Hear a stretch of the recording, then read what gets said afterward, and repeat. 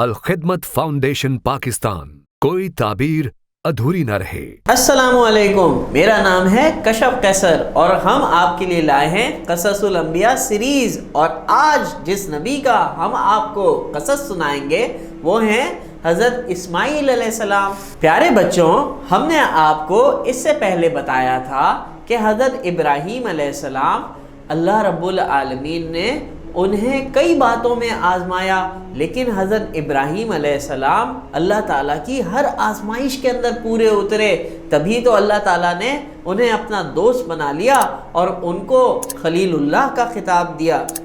حضرت ابراہیم علیہ السلام کے چھوٹے سے بیٹے، ان کا نام حضرت اسماعیل علیہ السلام تھا، جو کہ حضرت ابراہیم علیہ السلام کی بہت ساری دعاؤں کے بعد پیدا ہوئے تھے۔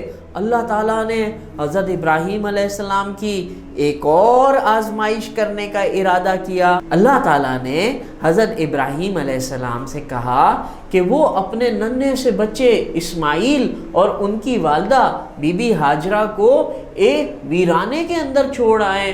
حضرت ابراہیم علیہ السلام جو اللہ کا ہر حکم مانتے تھے، کوئی حکم نہیں ٹالتے تھے، انہوں نے اللہ تعالیٰ کا حکم ویسے ہی مانا، اور پھر وہ اپنے چھوٹے سے بچے حضرت اسماعیل علیہ السلام کو اور بی بی ہاجرہ کو ایک ویرانے کے اندر، ایک صحرا کے اندر چھوڑ کر چلے۔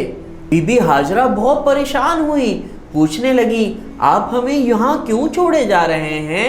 یہاں تو دور دور تک کوئی سایہ نہیں، کوئی پانی نہیں، کوئی ایسی جگہ نہیں، یہ کس جگہ ہمیں چھوڑے جا رہے ہیں؟ حضرت ابراہیم علیہ السلام جو کہ اللہ کا حکم مان رہے تھے، انہوں نے کوئی جواب نہیں دیا۔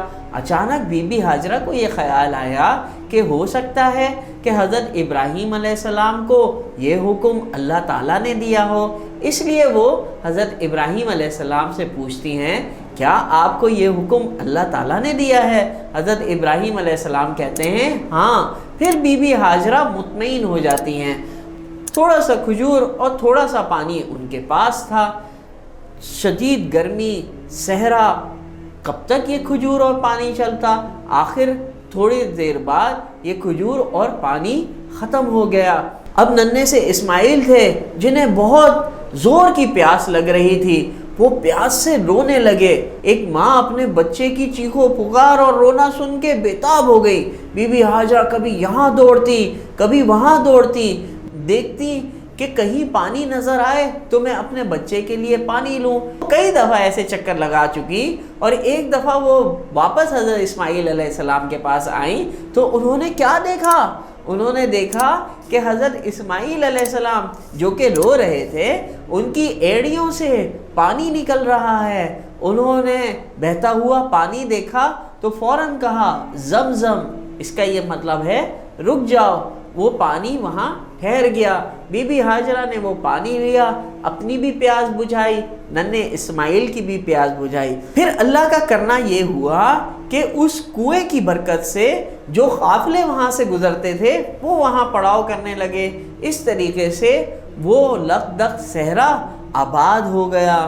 اللہ تعالیٰ سورہ صافات کے اندر حضرت اسماعیل علیہ السلام کا وہ واقعہ بیان کرتے ہیں کہ جب حضرت اسماعیل علیہ السلام تھوڑے بڑے ہوئے اور اپنے والد حضرت ابراہیم علیہ السلام کے ساتھ دوڑنے دھوپنے لگے تو اللہ تعالیٰ نے حضرت ابراہیم علیہ السلام کی ایک اور آزمائش کی۔ حضرت ابراہیم علیہ السلام نے اپنے ننھے سے بچے حضرت اسماعیل علیہ السلام کو اپنا خواب سنایا۔ حضرت ابراہیم علیہ السلام نے اسماعیل علیہ السلام سے کہا کہ میں نے خواب دیکھا ہے کہ میں تمہیں ذبح کر رہا ہوں۔ حضرت اسماعیل علیہ السلام جو کہ ننھے سے بچے تھے، لیکن انہیں پتا تھا کہ انبیاء کے خواب جھوٹے نہیں ہوتے، اور حضرت ابراہیم علیہ السلام بھی اللہ تعالیٰ کے سچے نبی ہیں، اور حضرت ابراہیم علیہ السلام اللہ تعالیٰ کی کوئی بات نہیں ٹالتے۔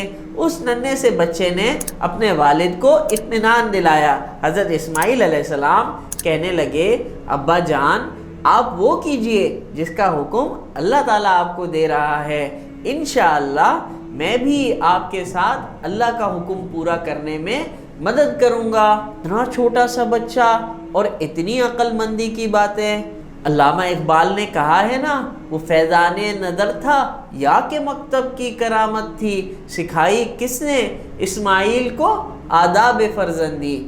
حضرت ابراہیم علیہ السلام حضرت اسماعیل علیہ السلام کو اپنے ساتھ لے کر چلتے ہیں کہ تھوڑی دور جا کر وہ مقام ہے جہاں حضرت اسماعیل علیہ السلام کو اللہ کے حکم پر ذبح کرنا ہے۔ جب وہ اس جگہ پہنچتے ہیں تو حضرت اسماعیل علیہ السلام اپنے بابا جان کو ترکیب سجاتے ہیں، کہنے لگتے ہیں بابا جان آپ میرے باپ ہیں، آپ کو بہت افسوس ہوگا اور شاید آپ دیکھ ہی نہ سکیں کہ جب آپ مجھے ذبح کر رہے ہوں، تو بابا جان ایک کام یہ کیجئے کہ آپ اپنی آنکھوں پر پٹی باندھ لیجئے، اور بابا جان یہ بھی کیجئے کہ چھری کو بہت تیز کر لیجئے تاکہ بہت آسانی سے یہ گردن پر چل جائے۔ اور پھر ایک اور ترکیب سجاتے ہیں، بڑی عجیب و غریب ترکیب، کہنے لگے بابا جان آپ میرا ہاتھ پاؤں بھی باندھ دیجئے تاکہ میں کوئی مزاحمت نہ کر سکوں۔ پیارے بچوں، ہم بھی تو قربانی کے جانور کو اسی طریقے سے قربان کرتے ہیں نا۔ حضرت ابراہیم علیہ السلام نے اللہ کا نام لے کر حضرت اسماعیل علیہ السلام کے گلے پر چھری پھیر دی، اور جب پٹی ہٹا کر دیکھا تو اصل میں چھری حضرت اسماعیل علیہ السلام کی گردن پہ نہیں پھری تھی، بلکہ اللہ تعالیٰ نے حضرت اسماعیل علیہ السلام کی جگہ ایک دمبے کو حضرت ابراہیم علیہ السلام کی چھری کے نیچے دے دیا تھا، اور اس طریقے سے حضرت اسماعیل علیہ السلام کی قربانی بھی اللہ تعالیٰ نے قبول فرما لی، حضرت اسماعیل علیہ السلام کو بچا بھی لیا، اور حضرت ابراہیم علیہ السلام نے اللہ تعالیٰ کی آزمائش کو بھی پورا کر دیا۔ پیارے بچوں، ہم ہر سال حضرت ابراہیم علیہ السلام اور حضرت اسماعیل علیہ السلام کی یاد میں قربانی کا جانور ذبح کرتے ہیں۔ اللہ تعالیٰ کو یہ عمل اتنا پسند آیا کہ اللہ تعالیٰ نے اس کو ہم سب کے لیے فرض قرار دے دیا۔ پیارے بچوں، جب حضرت اسماعیل علیہ السلام تھوڑے بڑے ہوئے تو اللہ تعالیٰ نے حضرت ابراہیم علیہ السلام کو حکم دیا کہ آپ اللہ کا گھر تعمیر کریں۔ حضرت ابراہیم علیہ السلام نے اپنے بیٹے اسماعیل علیہ السلام کے ساتھ اللہ تعالیٰ کا گھر تعمیر کیا، جسے ہم خانہ کعبہ کہتے ہیں۔ ہر مسلمان سال میں ایک دفعہ اس گھر کا حج کرتا ہے، اور جس کے پاس پیسے ہوتے ہیں وہ اللہ تعالیٰ کے گھر کا عمرہ بھی کرتے ہیں۔ پیارے بچوں، حضرت اسماعیل علیہ السلام اگرچہ چھوٹے سے بچے تھے، لیکن وہ اللہ تعالیٰ کا حکم ماننے کے لیے اپنے والد جیسا ذوق و شوق رکھتے تھے، اور اسی لیے اللہ تعالیٰ حضرت اسماعیل علیہ السلام سے بھی بہت خوش ہوئے۔ تو پیارے بچوں، ہمیں بھی چاہے ہم چھوٹے ہوں یا بڑے، اللہ تعالیٰ کا حکم پورا کرنے کے لیے اسی طرح مستعد اور اسی طرح تیار رہنا چاہیے، اور ہمارے اندر بھی یہ جذبہ بیدار ہونا چاہیے کہ ہم ہر حال میں اللہ تعالیٰ کا ہر حکم پورا کریں گے، تاکہ اللہ تعالیٰ ہمیں بھی اپنا محبوب بنا لیں اور ہم سے بھی خوش ہو جائیں۔